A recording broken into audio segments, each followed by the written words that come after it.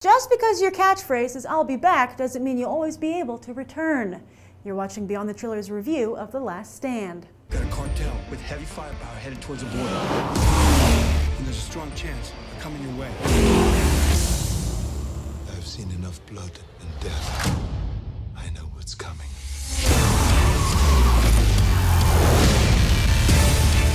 I'm not gonna let that guy come through our town. You know how to fight. There he is. How are you, Sheriff?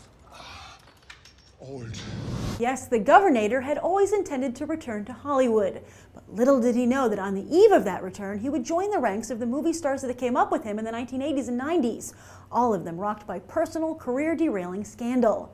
For Schwarzenegger, it was the reveal that he not only had an affair with his long-term housekeeper, but he'd fathered a child with her, all right under the nose of his wife, Maria Shriver, who knew the child and had included him in family activities, thinking he was simply the son of their housekeeper.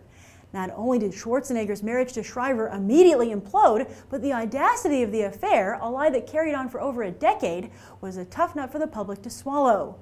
Sure, affairs are nothing new in Hollywood, but this was the type of scandal one usually only finds in the movies. But now that Schwarzenegger and Shriver are divorced and his relationship with his children seems to be on the mend, he is taking another, albeit delayed, run at recapturing his previous movie stardom, something that had waned before he switched to politics. Right off the bat, he teamed up once again with his fellow Planet Hollywood investors for The Expendables 2. While he'd only had a brief cameo in the first Expendables, for the sequel his role was expanded, but the film turned out not to be the career jumpstart he was hoping for. The Expendables 2 did slightly better than the first film thanks to foreign box office, but clearly interest in the franchise was shrinking instead of growing.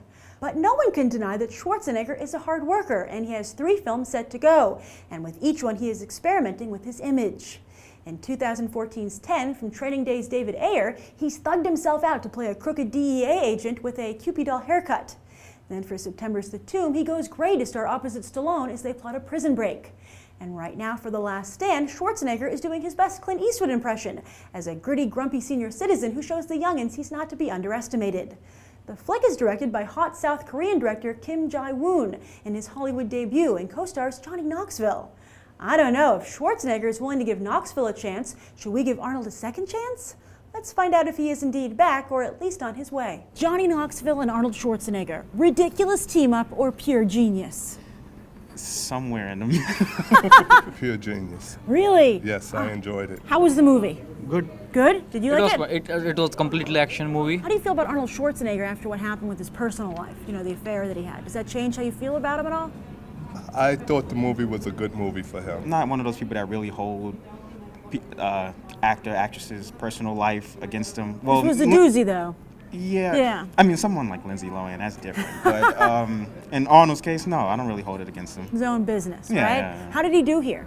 He did fine. They had him in a limited capacity. I mean, he was in most of the film, but, you know, they took into perspective that it was his age. Well, Clint Eastwood has kind of like embraced getting older and it's worked for him. How did Arnold do doing that? I feel the same way. Yeah? He really did an excellent job. In the movie, was he like old Arnold Schwarzenegger or did he seem different? Different. He actually seemed to be getting better at acting a little bit. Oh, really? Yeah. I mean, he's never going to be Daniel Day-Lewis. Politics, the best acting class ever. Yeah. That's funny. He's never going to be Daniel Day-Lewis, but he was actually decent. To be very honest, as you said, just honest, just we want to pass some time because we have a bus. Oh, some yeah? time. And that's how we came, and it was just 1:55, and we are very close to time.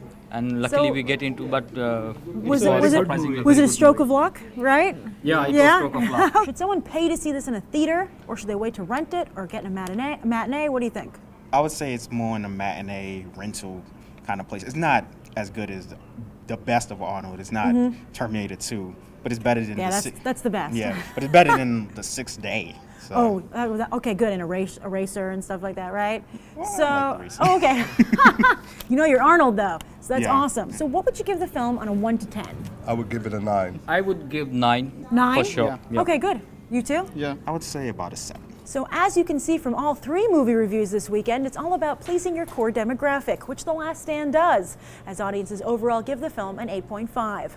I'm Grace Randolph reporting from Regal Ewok, and I hope you'll go beyond the trailer for these other top movies.